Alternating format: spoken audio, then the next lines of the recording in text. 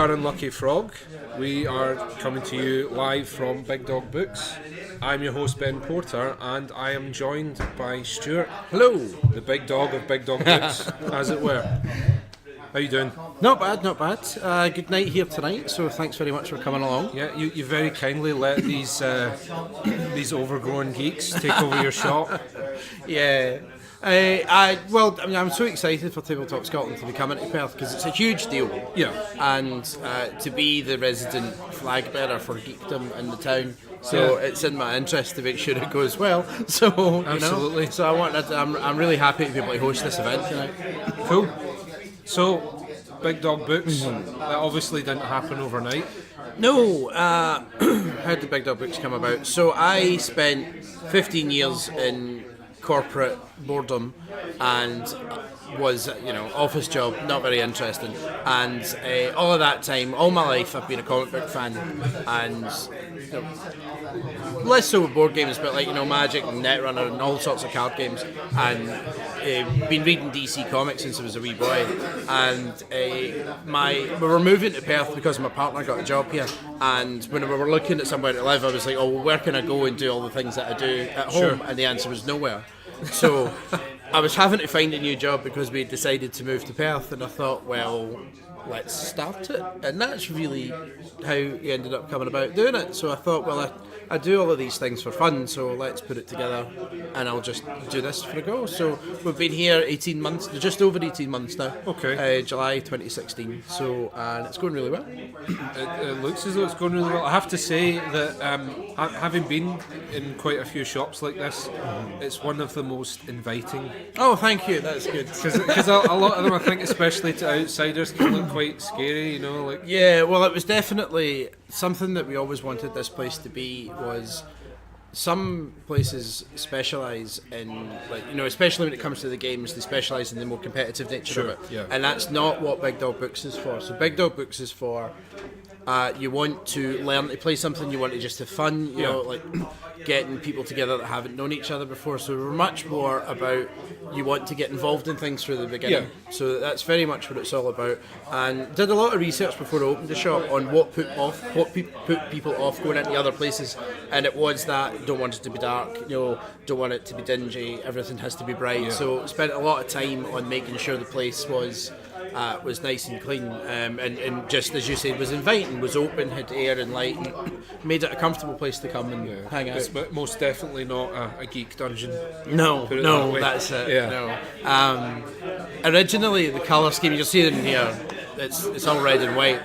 The colour scheme that I'd picked in here was something I'd had in my head for a long time, based on kind of Frank Miller style, my favourite comic book, like Tim Sale and Frank Miller and all these sort of very pop art 80s styles. Right, okay. And I had a completely different colour scheme that was all based on that sort of thing, and I got together a group of people and went, this is what I want the shop to look like, and there was silence around the room, and then one of the women went, I would never go there, it looks like a murder dungeon.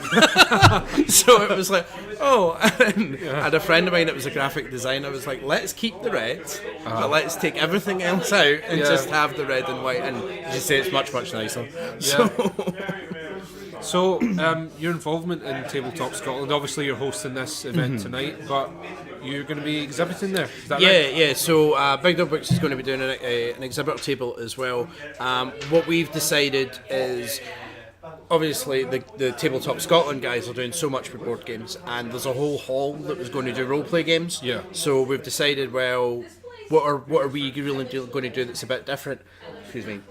So we've decided to focus on things like Netrunner, Legend of the Five Rings, the kind of fantasy living card games. Yeah. So that's what we're going to do. So the whole time that we are there at Tabletop, we'll be doing introductory games for each of these, just on a rotation all through the 2 days. So, and obviously we'll take everything else we've got. So we'll take, we'll have a comic book stall and general other merchandise, but mostly that's what we'll be focusing on, is getting people into those sort of things. Because my personal passion is, I'm a huge Netrunner fan, so and I haven't played it myself, but I did pick up tonight the Arkham Horror card game. Oh, that's amazing! Yeah. I'm very, very good. Well, I'm a huge Lovecraft Lovecraft fan, so right away the theme hook's got me. But I've been hearing really good things about it. Yeah, it's excellent. It's such a fun game that we're very atmospheric, very Lovecraft. So it's true to the source material. It's really, really good fun. One of the best things about Arkham Horror is that it's different every time you play it, which is great. So even though it's a deck building game sort of a role playing game, it's cooperative, isn't it? Yeah, it's cooperative. So the core set has it's 2-player cooperative, and if you want to expand the number of players, you need an extra core set. Yeah. But it's brilliant. The core set comes with 3 linked adventures. So you start in a haunted house, and if you manage to survive the haunted house, you're out into the city, and if you manage to survive the city, you're on to the next bit, and then after that you can just buy these chapters and add more onto the story. And what's really good about it is that the role-playing element of it's really good, because the longer your individual character survives and the more packs you play through, the stronger you get and the more things you get to do. So there's a sense of progress. So like if you die, you can play it as individual games and that's fine, but if you string it together as a campaign, if your character dies, then okay, you just pick the next one out of the box and keep going. Yeah. But if you manage to live, then every time you move on to the next pack, you've got everything you had plus everything that's new. Oh wow! It's really good fun. Cool. And some of the my favourite one for it is there's a standalone adventure that's set in a haunted circus. That's just brilliant, that sounds and messed it's up. really good. So, but the Arkham Horror game is something.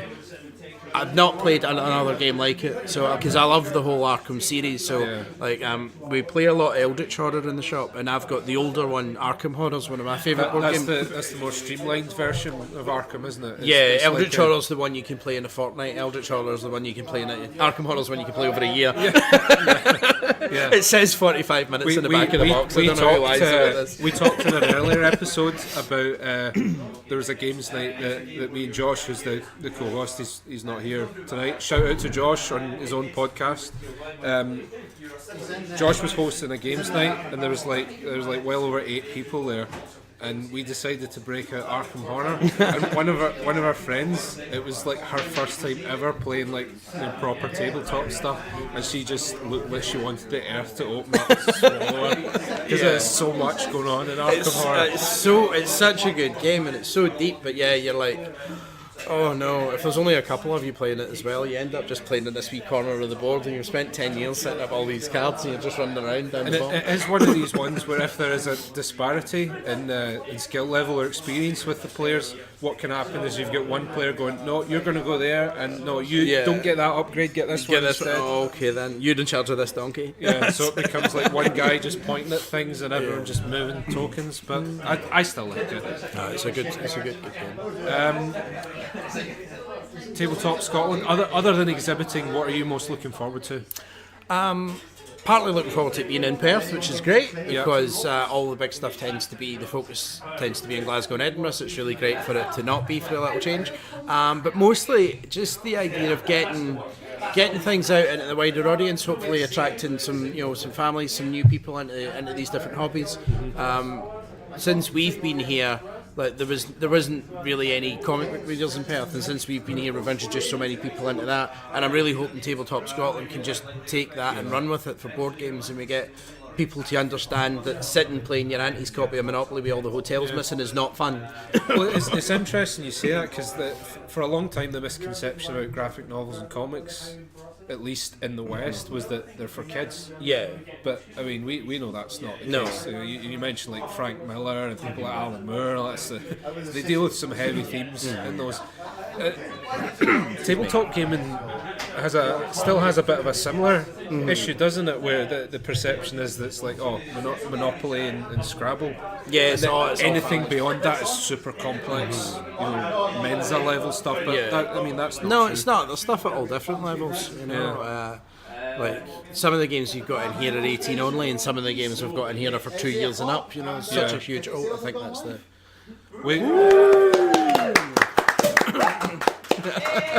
We've just heard that ticket sales have gone live, and David's not had a heart attack. So there you go. You heard it here first. Well, there's a doctor on site if he does. Okay. What have you been playing yourself then, other than the Arkham Horror card game?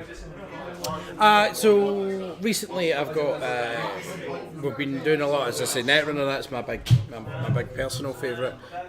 Zero's one we play at home all the time, so really love that game. That's pretty great. And recently we had a group of people up at New Year, and we were like, I brought out board games and let's do all these sort of things. And we played Mysterium for about 8 hours, so that was quite great. I've not played it, but I just spoke to Ian Potter, who said that you're trying to get him to play it. Yeah. Mysterium's an amazing game. It's like Cluedo from the point of view of the dead person.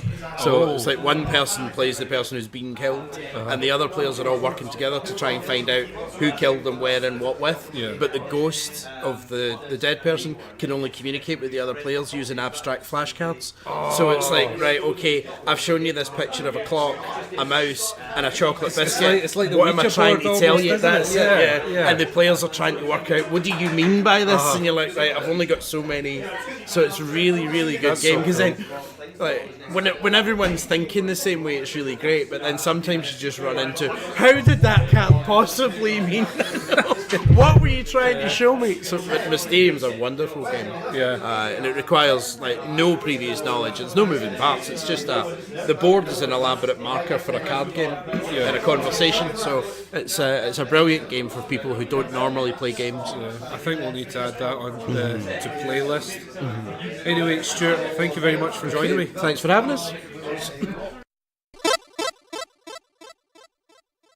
We are Unlucky Frog.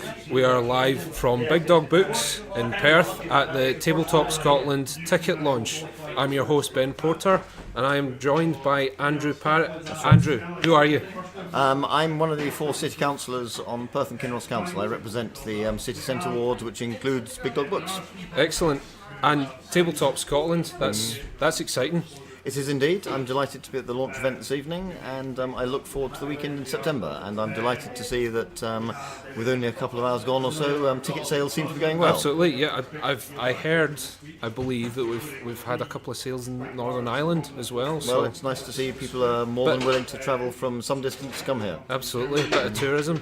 I saw you were playing a bit of Catan there. How did you get on? I've heard of the game before. I've never played it before, so I'm very much a beginner. But it's very enjoyable. Yeah, enjoying the whole economy of the game. It's a type of game I've not played before. My background, if I have a background in tabletop games, is in wargaming. Okay. Oh, wargaming. Yes. What games do you play? Oh goodness, I can't remember now. But I used to play at university and when I was younger, and it was basically board game simulations of periods I liked: the Second World War, American Civil War, and the Napoleonic era. Historical then? Yes, indeed. That's really cool. So was it miniatures you played? No, it's not miniatures. It's board games. Board games, yeah. Sure. I forget the one name of a company. It was Avalon Hill. A number of manufacturers. Okay. But I forget them now. Yeah, I mean I've not really delved into that whole realm of wargaming, but there's that's got a whole following of its own. There's one that has been sat on my shelf for a while called Twilight Struggle, Right. which is a simulation of the Cold War. Yes. That I still need to try out. That's quite a popular one. So. No, I've over the years I've occasionally bought games. I've had them out once or twice, but life is full of many things to do. And, Absolutely. Somehow at the moment, wargaming rarely reaches top of the pile. And a good wargaming session takes quite a lot of time. I can remember. I can remember at university whole nights devoted to the D-Day landings. Oh, that's brilliant. Yeah. So, an event like Tabletop Scotland, what does that mean for Perth? I think what it means is more people coming to the city, more people enjoying a weekend, more people using our hotels, more people using our restaurants, more people using transport links here, more people coming to Perth and seeing all the good things that Perth has to offer beyond the event they're taking part in. Absolutely. And Perth's quite central as well. No, so. Perth is central. I think Perth certainly... if people are interested in something, Perth is certainly not too far to come from the Central Belt, and also Perth is just that bit easier a journey for people coming from the north. Yeah. Andrew, thank you very much. Yep, thanks very much indeed. Thanks. Okay. Hello, we are Unlucky Frog.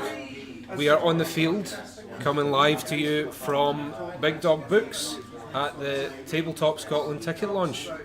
I am joined by Simon and Duncan of the Tabletop Scotland committee. We call it. Let's call ourselves a committee. Dave, Yeah. Dave can call us whatever he likes. Organisation Yeah. is very good as well.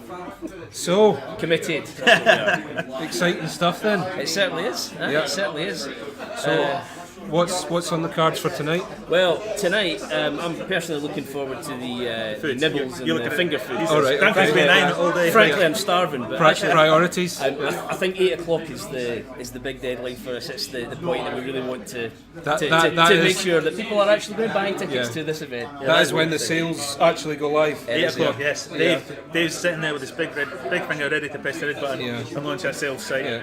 Hopefully, So, and this is obviously going to go out after the live event. So if you want to tell people where they can get their tickets, what they cost, rattle through all Absolutely. that. So the one thing just to bear in mind, www.tabletopscotland.co.uk. You'll be able to go to the buy tickets section there. Our Facebook page, Tabletop Scotland, our Twitter handle at Tabletop Scot, and Instagram, which Simon will remind me of because I don't. I think it is Tabletop Scotland. It's Tabletop Scot as well. I barely used it, though. All of that will direct you towards how to buy tickets on the website. Excellent. So yeah, general gaming chat then, the fun part. Yeah, Gemma Game Chat, yes. What have you guys been up to? Well, I've just been playing Forbidden Stars today. So the old Fantasy Flight Games Workshop pre-divorce game set in the Warhammer 40,000 universe. I've had it for about 2.5 years and I'd never played it at all. So I wasn't entirely sure what to expect, but absolutely loved it. Brilliant. 2-player game, so I'm quite sure it would be a bit different as a 3 or a 4 player. Okay. But yeah, it took us 4 hours as a 2-player game, first time for both of us. So I think 4 players, twice the size of the map, that could be a 5.5, 6 hour game. But really enjoyable. If you like the Warhammer Fantasy, the Warhammer 40,000 universe, you'll love it. If you like sort of Twilight Imperium, even Eclipse type game, absolutely.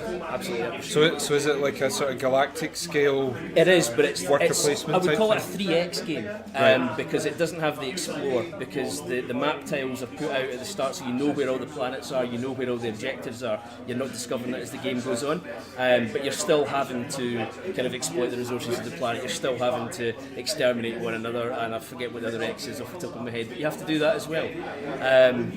But yeah, so the only thing you're not having to do is set up the board as you go through it. You know everything in advance. Sounds good. Simon? Actually, on Friday at Dwarf, I played The Godfather, which is actually quite an interesting game. It's a lot of fun. So we played it, it was 3 players at the time, it's between 2 and 5 players. And you're trying to take control of different areas in New York City. And it's basically gangsters. You're different mafia families trying to take control of areas, trying to shake down businesses and get money off businesses.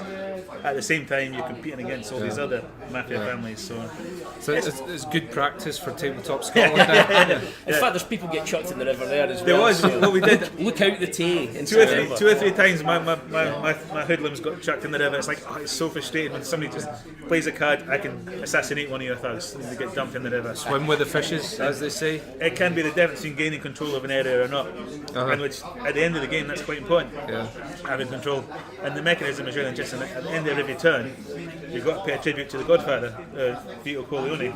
Yeah. So you do actually have to, even though he's not a playable character, Well, that's cool. it's interesting that he's still the head of all the mafia families. You've still got to pay your respects to the Don. It's really good. It's quite enjoyable. That's really cool. I think it'd be interesting playing with 5 players. 5 players all really. How many did you play with? 3-player game. 3, okay. 5 players all really competing because you have to be quite bloodthirsty. A 3-player can be a tricky one. Like, did you end up ganging up on one guy or? Not really. They ended up ganging up on you. Well, no. Okay. There was a little bit of interplay. We each took each other out. We each kind of picked on each other. When John and I play, we tend to compete against each other. Yeah. It's a fact. As brothers do. Well, of course, it's I tend to win. Okay. He might make a Them's difference. fighting words. Yeah. I think. Yeah. So I've been playing at the weekend. I was at Common Ground Games and I was playing Shadespire. It's a fun game. Yeah, it was a bit of a false start for the organised play because I think there was a bit of confusion as to when the organised play season was starting properly. So there was just a few of us just having a few practice games, just trying to get a feel for what the meta is, to use the nomenclature of the of the hobby, but I think I did reasonably well. I was trying out my orcs, so having good fun with them. But while I was there, I also picked up Fog of Love. I've heard good things. Yeah, there's a lot of discussion about it. It's I think it's best described as like a story engine.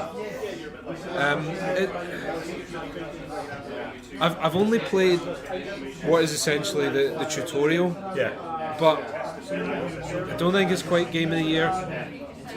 That seems to be what a lot of people are saying about it, but I think because obviously one of the reasons that we wanted to try it was because there was a load of buzz about a rom-com generator. But I think Unlucky Frog stands by the Warhammer Underworlds as the Game of the Year pick. But I really like, for what you get in the Shadespire box. It's almost like this is how you should package a game. You've got everything you need. You've even given the baggies to put all the cards in. It's like you don't have to go buy anything else out. The only thing missing is cards. Here's a couple of expansion. But the expansions are nice. The model is the X-wing model, though, isn't it? Absolutely. But it works because tell me about it. I've got a plastic crate filled with X-wing miniatures to confirm that. But it's like, it's always been kind of fashionable to rail on the Games Workshop pricing. But you look at some of the other prices now, they're actually not the upper end of the scale anymore. Again, if you're a tournament player for 40k, and you can buy a pack of 5 easy to assemble Termagants, £6. You don't have to just clip, that's it. You don't have to worry about customization. If that's what you want, that's actually not a bad price. It's getting that way. I suppose even the price you like, I mean, Eurogames at this moment in time, in fact not even Eurogames, Terraforming Mars is an example. When that first came out last year, 60 quid I think was the RRP for that, and that's a pretty poor quality components in a box. Really good game, one of my favourite games, but when you look at what you get in the box for the money that you're expected to pay for it, it's like lozenges and cardboards basically, isn't it? Basically, yeah. I mean, they give you little kind of gold, silver, bronze cubes in it to mark the currency and whatever, but within 5 seconds the corners are chipped off them. So I mean, to be honest, I'm notorious for pimping out all my games anyway. So I bought not actual gold, silver and bronze cubes. He says that. Gold, silver and bronze coloured metal cubes, and got all the wooden inserts and all that kind of nonsense. So essentially I've paid 60 quid for a game and then probably paid more than that to make it playable for me or enjoyable for me to play with those components. So how have you found that game? Because it's one that whenever we ask our listeners, what game should we play, Terraforming Mars is one that keeps coming up. I've got some friends like me who love it, and I've got some friends who will tolerate it, but I wouldn't say they hate it, but they don't see anything special about it. And I can completely understand that, because there is a luck element to it. You are very much beholden to the cards that you're dealt. You can draft, which mitigates that luck a little bit, but largely if you get a whole load of bad cards, you're not going to have a great game. I think the more you play it and you know what combinations might come up, the more you can start to think further ahead in the game. But I enjoy it from the point of view that I can pick a strategy and just kind of go for it. There are other friends of mine who will just, you can see them going through the motions in their eyes when they're playing the game with you. I think luck's quite important to games though. Because it purely from a point of engaging people, when you have an element of luck, it means that total beginners can come in and still enjoy themselves. But I think actually, and I'm sure if there's any poker players out there listening to this, they'll probably agree, but part of being a good player is learning to mitigate bad luck and capitalise on good luck. So But I mean, I'm quite big on theme and presentation in board games, and whenever I look at Terraforming Mars, I feel like I'm going cross-eyed. There's a lot going on there. There is. It harkens back to the old Heinemann textbooks I used to get in school. Looks a bit like that. So, I mean, I don't know if we'll pick it up, but I would definitely recommend playing it. Yeah. I would say it's definitely a play before buying, which goes completely opposite to everything that I do. I tell other people to do that, but I'm the first one to go out and just buy a game before I played it, as Forbidden Stars sitting on my shelf for 2.5 years will prove. But no, personally, I rate it as one of my, well, it's certainly my most played game last year. I think I played it 28 times or something like that a year, which no other game I've been close to that number of times. I think my most played one is Karuba. I really enjoy Karuba. It's lots of fun. This is another one I've heard a lot about, or heard at least whisperings of, but I haven't got to try myself. It is enjoyable. The premise is you've got 4 little adventures to get to, like Indiana Jones figures, to get to 4 temples on the board. You all have the same board. You all have 4 players have the same tiles, but they're drawn in a random order, and it's up to you to decide how you place them on this board. Okay. To enable this explorer to get to route to the temple. And the fact that everyone's doing the same thing at the same time, but it's different. Okay. And people have different strategies. There's some people who try and map out their route first, and then move the character. Or there's people who map out a route partially, then move the man and character, then the same. And it's possible to get all 4 adventurers to all 4 temples at the end. Yeah. You've got to plot it out. Okay. So I like that element. And one of the things we've been talking about is we're going to have a grand tournament at the tabletop. Where I think we're going to have, I think it's 36 players. I believe it's 36 players. All playing the same game of Karuba at the same time. So is it like a massive cooperative game? Is that what you're going for? No, everyone's playing it 32. Because that's a multiple of 8. Well, squad, there you go. There we go. No, it's individual players. You just get your own board. But we're going to have John as a bingo caller. He'll call out the number tile. Okay. Everyone then, all 32 people have an opportunity to place that tile on their board. And we could have 32 different maps at the end of the game. Because we talked about this on the episode that Dave came on, and there was a bit of debate about whether John should dress as Indiana Jones. It's not a debate. It's a fact. Well, so the two suggestions that were floated were Indiana Jones garb, or like proper old school sequined suit bingo collar. One option, both combined into one costume. There we go. And we will make it happen. We will make it happen. We will make it my happen. only concern is all the glitter that's just going to get everywhere. Yeah. But I mean, That's glitter. that in itself is a reason to come to Tabletop Scotland. Oh, absolutely. Yes, most definitely. Yeah. So, very quickly before you have to return to your committee duties, Duncan, what are you most looking forward to about Tabletop Scotland? I am most looking forward to seeing some of the exhibitors that haven't been to Scotland before, so particularly Geek and Son. They've never been to anything north of Aircon before. And that's the Geek Furniture Gaming Tables company. I actually did a bit of work with them at Essen a couple of years ago. Oh, brilliant. So maybe that had some influence in why they're coming to Tabletop Scotland. But I just think having a company like Geek and Son on the books going to be there, I think really gives us a bit of credibility that we're serious about what we're doing here. Sure. So yeah. Simon. I'm really hoping that we're able to introduce somebody to tabletop gaming that never considered it before. Yeah. Somebody will come along with their family, and it's like, this is great.